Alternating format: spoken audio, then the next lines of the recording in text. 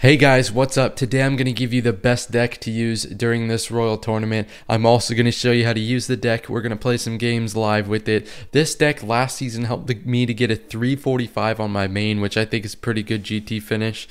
So this is same deck, but in a slightly easier meta. And also, if you guys are unaware, this GT is a day shorter, so it's going to take less wins to get to top 1000 than it would normally. And also, the cutoff with just 2 days, 5 hours left, the cutoff to top 1000 right now is just 20 wins. So you usually need to get 26, but it looks like we're going to be only needing maybe 24. With high crowns, you can probably get a nice top 500, 400 with just 26, 27 wins, depending on how fast it moves. But yeah, this season has been really weird for a lot of players because a lot of people don't want to play it due to Mega Draft. So honestly, I was one of the people who thought, hey, I think this global tournament is going to be inflated because you're going to have a lot of people playing it since, you know, this is the only regular game mode that's basically going to give you a ranked this season, since we have to play Mega Draft. But you know, apparently not. Apparently there's barely anybody playing it. So I really hope this game doesn't die, because I mean, this is such a good game, and it has so much potential. It's been around for so long, but they're just killing it. The devs are just killing it for money, for short-term money. Like we could get into that, what I feel about this game, in a different video. For now, let's just talk about this deck. This deck is really good, one, because it provides a lot of versatility. You can beat mid-ladder decks, high-ladder decks, all the in-between, except for like some weird Inferno Tower Wizard, Inferno Dragon Executioner decks, but you rarely face those, so you guys should be fine.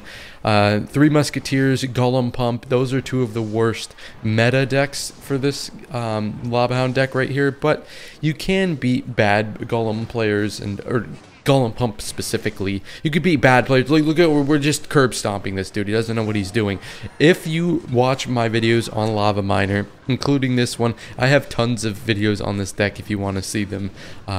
You could just explore the channel, look for any of the Lava Miner videos. This deck is amazing because you could just completely beat up on trash players just by understanding the simple, you know, mechanics of this deck. Okay, Jeffrey Epstein. Really? Come on, man. But yeah, so overall, the strategy versus mid-ladder menaces. For me, a mid-ladder menace is literally anybody who's not running like a normal deck, like, you know, a deck that exists. They shove some random deck generator thing together. This is the key. It's going to be patience. Just, you can kind of watch my gameplay against these mid-ladder menaces. Any games I play against them, I kind of wait to scout out their deck first. I don't like to start with early aggressive lavas because I don't know my opponent's deck. So you'll often see me just starting off with passive plays like Tombstone, although I don't recommend going Tombstone first play a lot, because it can backfire sometimes, like specifically E-Giant players.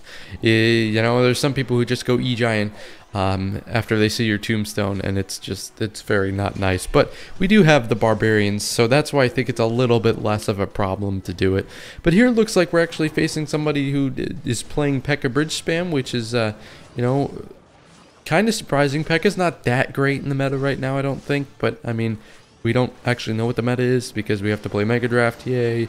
Okay, but anyways, let's go with the Miner here. I usually save the Miners for his E-Wizards and his Magic Archers. That's what the Miner's purpose in this deck is.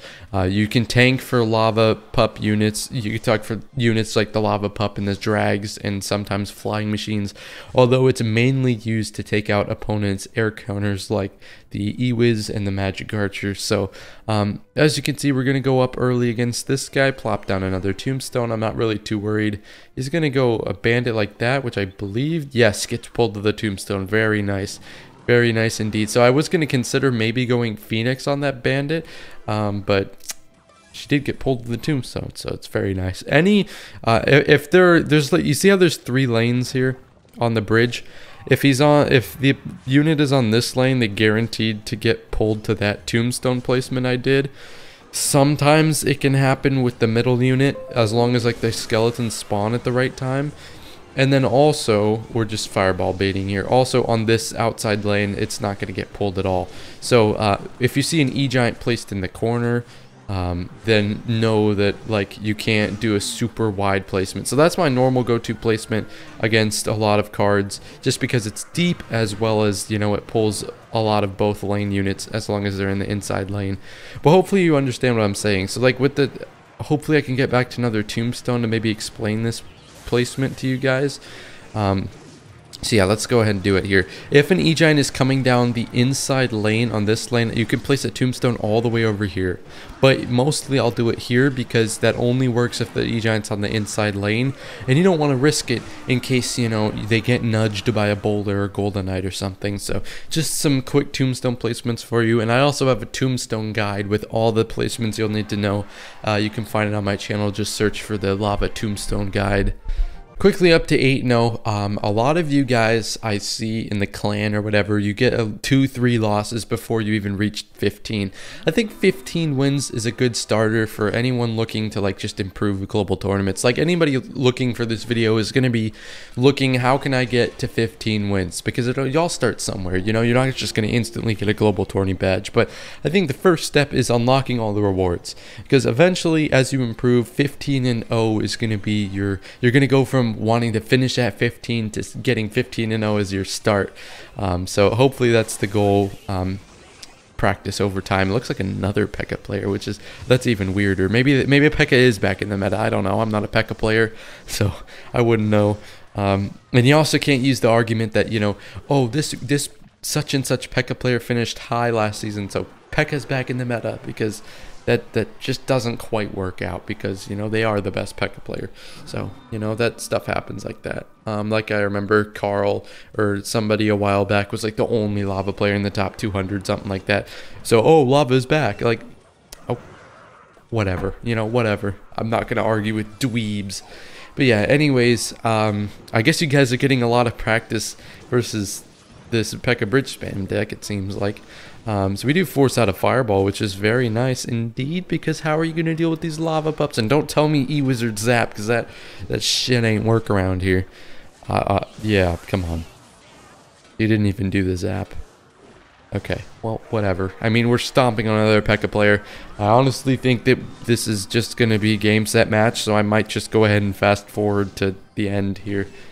You know what? I'm not going to fast forward to the end. We cut a little bit there because all you needed to see was the tombstone wrapping up the ghost, or all you didn't need to see was, okay, basically nothing happened. This guy's trash. Like, this is the type of player you guys are going to face before 15 wins. This guy is abysmal. And you guys can beat these guys. I know. I give you enough tips in my videos to help you guys beat plumbers like this guy, okay? So don't disappoint me. You guys can beat people like this. It's actually, you know, you just need to have a fundamental understanding of the deck. I don't care. Elon Musk. Why do I even have his tweets? Oh, I remember why I had his tweets on. Because I was posting those copy pastas like, oh, Elon Musk, you could give $8 billion to every single person on Earth. Those things, because I wanted interactions, and I just stopped. It's funny getting like angry conservatives to laugh at me, or to not even laugh at me. They just like, they like, you know what I'm saying though? You know, they're so dumb, the conservatives that reply to that Twitter post. How many times have you seen under Elon Musk tweets, you could give $8 million to each person on Earth and you'd still have $40 billion or something like that? And then all these raging Trump supporting conservatives in the comments are just like, oh, actually your math is incorrect, and then you end up with 100 replies. It's like that's the conservatives' weak spot on Twitter, is Elon Musk replying to Elon Musk. It's just obvious bait. They're so dumb to just reply to obvious bait. It's not even just conservatives, but this is just an example for the Elon Musk tweet. Anyways, I don't know why we're talking about conservatives and Elon Musk tweets. Whatever. I don't know, bruh. And it's also funny because, like, you see all the people under Joe Biden's tweets, like, half of the time Joe Biden, he gets ratioed on, like, every tweet. He gets ratioed on, like, every tweet by a quote tweet or something, and he's got, like, 15,000 likes, 17,000 comments. It's like, my God. Y'all ever notice that? But anyways, nobody cares. This deck is amazing. Because look at this. I don't even have anything to say. I was just kind of talking there.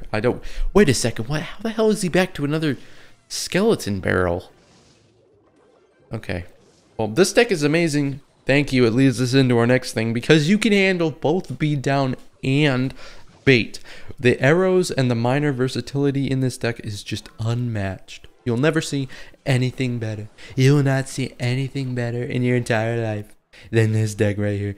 Sorry, my Trump impression is very bad. But anyways, as you can see, you have the ability to deal with all sorts of bait units. The Phoenix Death Spawn deals with bait. It has a fast attack speed, so it deals with swarm. You've got the arrows for bait units. Skelly Dragons, I don't want to say they splash, but they are technically a splash unit, so they are good for dealing with bait. They deal with bait. I don't want to say they're good at dealing with bait, but they can deal with bait. We've got the Barbarians, which they aren't the best swarm unit, but they can beat cards like the Skeleton King and stuff like that. So definitely try this deck out because of the advantages it poses versus bait, all types of bait decks. It may not be the absolute best because this deck isn't designed to counter a bunch of bait units. Yeah, it's just the fact that it's not designed to counter a bunch of bait units, yet it can. That's one of the biggest parts. So here we're going to wait for this Mega Knight to go over here, and we're going to drop the Barbarian. Oh, that was bad Barbarians on my part. Those are really bad Barbarians, actually. Okay, so we're going to actually need to kind of clutch up here. The Barbarians are supposed to be played when the Mega Knight is not jumping, but sadly I let it jump. Flying Machine is connected. Big Flying Machine connection right here. It is getting pushed back by that. So that's very unfortunate here. We do also have the arrows that I might need to save for his barrel. Oh my gosh. Okay. He 100% sees the miner coming here, right? There's no way he doesn't. Miner coming in back here. He uses the gang on the... Hello? Okay. I might have to do it. Oh, did we do it? Did we pull it off? Did we kill all the goblins? Oh, we did. We pulled it off. We got it a little bit earlier. Okay, this is good. Oh my god, this is not good. What are we talking about? This is not good. Oh my god, we have to get miner down. Okay, maybe that was a bad miner, but I'm sorry. I'm focused up. Please. Barbarian, get to the tower. Yes. See, this is what happens when I start talking politics instead of focusing on the game. Okay, let's get into one more match. All right. I'm sorry for going on a tangent about tweets. It's just the Elon Musk tweet notification. It sent me, bro. It sent me. We started talking about some random shit. But anyways,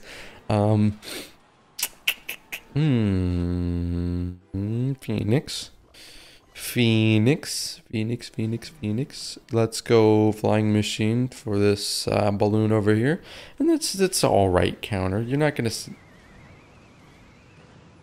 Okay, you're not gonna see me try and usually go with the Flying Machine to counter the balloon. I would have liked to go Skeleton Dragons instead, but sadly I didn't have that option. I wasn't blessed with the ability to do that right there, so I had to resort to the Flying Machine. And he did get a good NATO. I'll give him that. That wasn't very.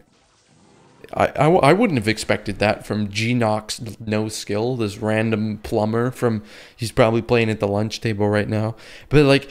I wouldn't have expected that. It's a good play. Sloppy on my part to go with the Phoenix in the back like that, but it is what it is. We're going to respond once again with the Phoenix, and hopefully the Phoenix and the Lava Pups will wrap this up, and then we will go miner just like this. This looks like a lava deck. It looks like a weird lava deck, but it doesn't feel like a lava deck because it has NATO anyways, so it's almost a lava deck, but it's not quite a lava deck. And now he's straddled for Elixir, my friends. He does not have much. He has the Ewiz coming in there. It looks like we're going to be able to maybe... Oh, we didn't get the egg back. But yeah, we were able to almost get all of our damage back. I might even respond with a little Flying Machine poke here to try and get some extra damage. We do force out another Inferno Dragon, so that's actually really good because we're outcycling him now since he won't have the Inferno Dragon for my lava. And so depending on what he does here... Yeah, so we're just going to be able to tombstone on this balloon here. We should be able to pretty much fully wrap it up. And I might even go arrows here just to make sure we wrap it up. I think this is full countering, but I don't actually know. It does. Okay, it does. That's what I thought. That's why I played that placement right there, because I was pretty sure it full countered. But I had the arrows ready just in case, because I kind of want to keep this tower alive. I feel like this is the type of matchup where he might not even end up taking my tower after dealing a bunch of damage in single. Weird tornadoes. Oh, Bismillah, Bismillah. What was that? That was beautiful. That's pure skill is what that is right there. Okay, I didn't even know he had skeleton army in his deck, so I don't know if you can call that a prediction, but call it a prediction. Okay, so that's gonna be it for the video because this guy's booty cheeks. So this is beautiful. Thank you guys for watching. Appreciate all the support we got. We're almost at 10,000 subs. And if you enjoy this video, hit the like button, subscribe, leave a comment, and tell me how you guys do in the global tournament. Peace. Have a great rest of your day.